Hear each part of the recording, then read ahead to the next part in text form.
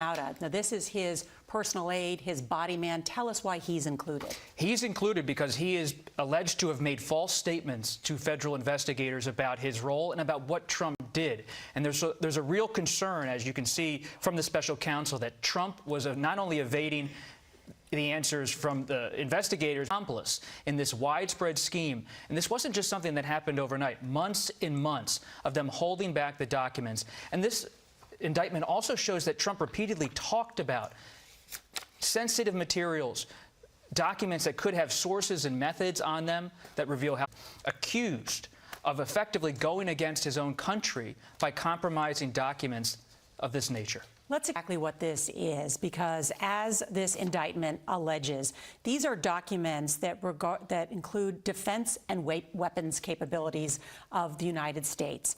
Also, information about United States nuclear programs, potential vulnerabilities of the United States and its allies to military attack. This looks like some of the most sensitive United States information, classified information. And as this indictment alleges, 21, Trump showed these classified documents to others.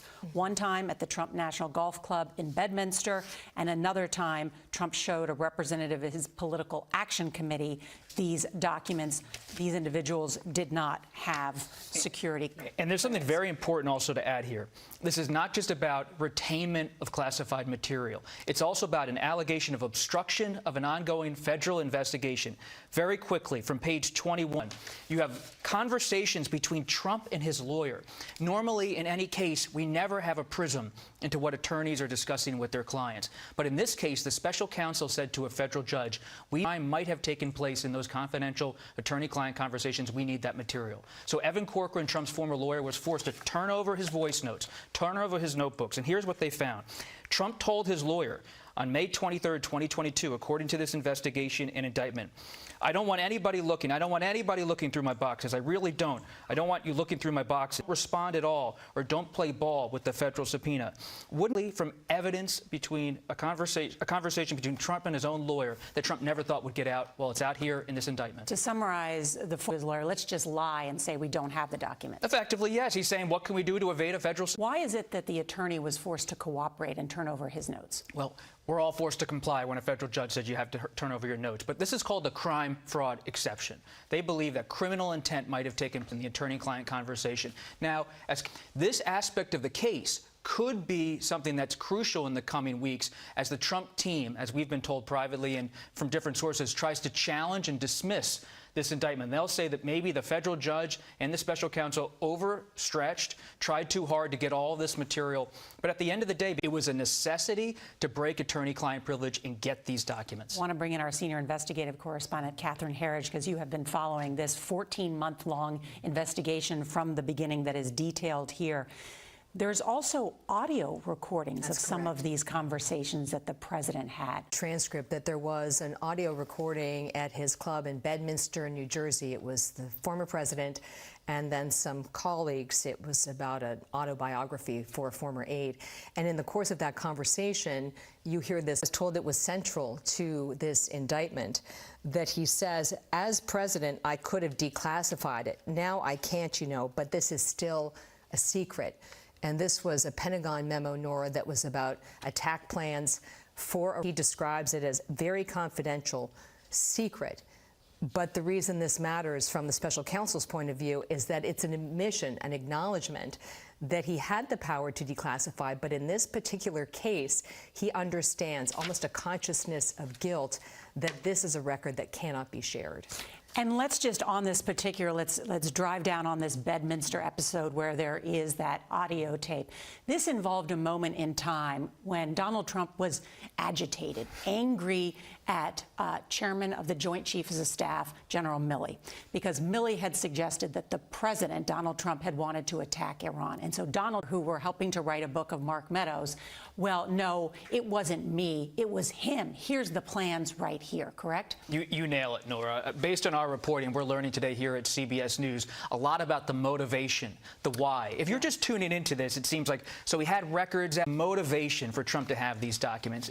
Two things we've learned. One, he was angry angry about the Russia investigation, so he wanted to take some documents in January of 2021 back home to Mar-a-Lago. But in the summer of 2021, he starts doing some post-presidential interviews. And at that same time, the chairman of the Joint Staff, Mark Milley, is in the public profile a lot. He's being portrayed as someone who was heroic in the view of some of his admirers about how he handled January 6th, how he handled Trump's final days.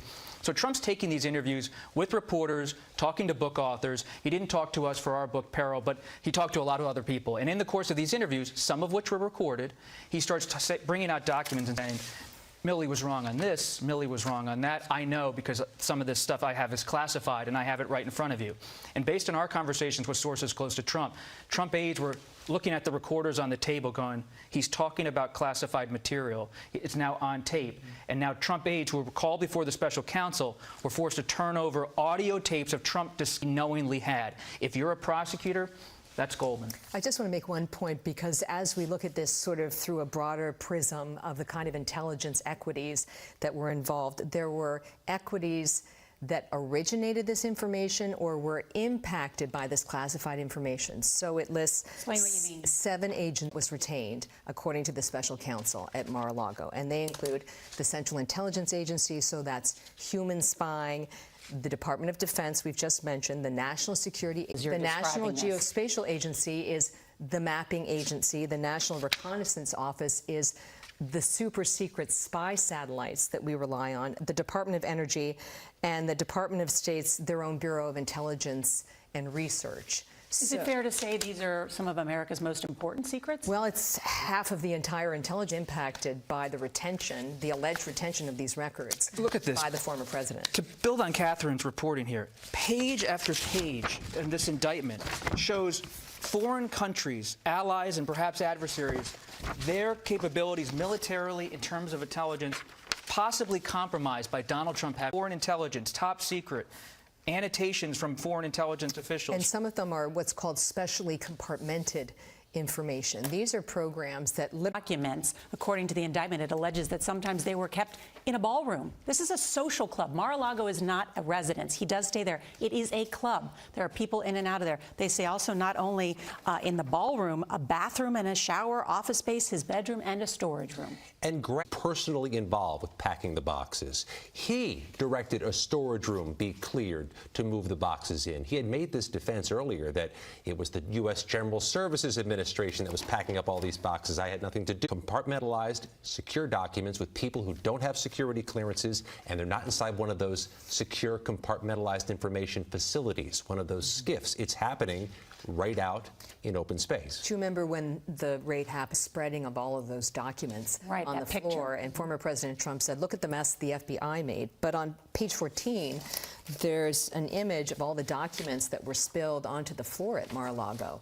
And this aide, Walt Nada, takes a picture and says, look at what I found. And one of the documents he found, I don't want to get too into the weeds, called Five Eyes Intelligence. This is intelligence that is shared with the United States by our closest allies. And the reason this matters, Nora, is that it's probably not our information. It's gathered by our friends. So it's not just a compromise for intelligence that's been owned and generated by us, but it's from our allies. So it's the breaking or the weakening of those relationships potentially as well. So, and again, not just, of course, the taking of these documents, the sharing of them, but then the question about obstruction, of course, and not returning them and obstructing this investigation. I want to bring in our CBS News legal analyst, Ricky Kleeman, who has been pouring. What Bob Costa alluded to, which really has to do with the false.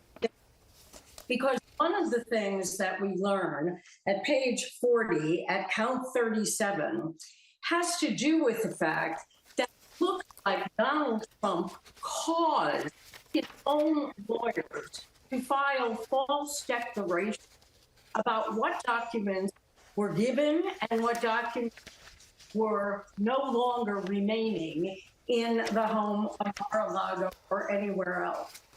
So when you get to that, although that is a minor count in terms of what it does, because these lawyers, by virtue of what we call the crime fraud exception, that if you as a lawyer have a conversation with your client that then goes into the criminal arena, it breaks attorney-client privilege. Those lawyers would have to be wicked. Ricky, it's difficult to hear you because the Wi-Fi is breaking up. I want to bring in Robert Costa on that point. And to build on what Ricky was just saying, it has echoes of Watergate. What's that refrain about Watergate we've always heard? It's not just the crime, it's the cover-up. And so much of this indictment is about steps Trump took in the words of what the former president of the United States is facing. You only have to move to the back of this indictment where it talks about the max term of imprisonment for all of these different counts. For willful retention of national defense information, 10 years, a decade in prison, max term. For withholding a document or record, 20 years. Conspiracy to obstruct justice, 20 years. This trial, if it happens, could take place during the heart of a presidential campaign next year, or maybe even after the former president wins the presidency again. Under federal law, you can technically serve in the presidency, even if you've been convicted of a crime. You know, his lawyers have said about these, sorry to go back to the Evan Corcoran notes, that they felt that they were not that damaging to him, that it was a discussion of the left and right boundaries of what was required under the subpoena. But just drilling down into page 34, what it states very specifically is that Trump suggested to Attorney 1 to falsely represent to the FBI and the grand jury that he didn't have the documents. Then it says to conceal the records from this attorney. Then to suggest that the attorney hide or destroy the documents, which would be the destruction of evidence. Never heard before, certainly from his attorneys. Evan Corcoran's a name we're going to be hearing a lot about in the coming months in this country, because I carry around a reporter's notebook. It's small, it fits in your pocket. One thing we picked up in the course of this reporting is Evan Corcoran likes to write notes in large art school-style sketchbooks. And he has a huge sketchbooks that are blank without the lines in them, and he takes meticulous notes about what Trump has said. And then he goes home at night, supposedly, and listens to records voice notes on his phone about what Trump told him behind the scenes. So you have someone who was hired by Trump not to be a showman, not to be a theatrical lawyer, but to really be a lawyer. And now the special counsel has everything, including testimony from about what Trump was saying and doing when he was issued with a subpoena. To hear from Jack Smith, the special counsel, at 3 o'clock today, and we will share that with you. Scott, you've also been looking through this. This case now has an official number, for what it's worth. This historic case is case 23 CR, criminal, 80101, and it has 3 initials at the end, AMC. That alludes to the judge to whom this case is assigned. That is Judge Eileen Cannon, whose name might ring a bell. She was the same Trump-appointed judge who helped navigate and oversee the challenges of the search warrant last year. This case goes to her. She has the courthouse, or the seat in the courthouse nearest Mar-a-Lago. There was likely, I'm told, a kind of a computer mechanized judge selection process, but it is heavily weighted for cases in this part of Florida toward Judge Cannon's courthouse and ultimately to her. He appears Tuesday, 3 p.m. at the federal courthouse in Miami. They'd have it in Miami, I'm told, because it's larger, there's more security there, it has a bigger footprint, and it can handle a personal appearance in the United States. An initial appearance happens at 3 p.m. He has to be there for that. There is likely to be an arraignment immediately after. He'll plead guilty or not guilty. They'll talk about release conditions. It could take just minutes, and we always underscore this. No cameras in the courthouse. No booking photos released by the feds, and it's possible he's brought through a private entrance. This all might be invisible on Tuesday. All right, Catherine Herridge, Scott McFarland, Robert Costa, thank you. Ricky Kleeman as well. Donald Trump has been charged with willful retention of classified information, withholding a record, conspiracy, false statements, and obstruction, according to this 49-page and unsealed. We are talking about significant prison time if Donald Trump is convicted. Our coverage will continue on CBS News Streaming, your local news, and tonight we will have a full wrap-up and analysis on the CBS Evening News. This has been a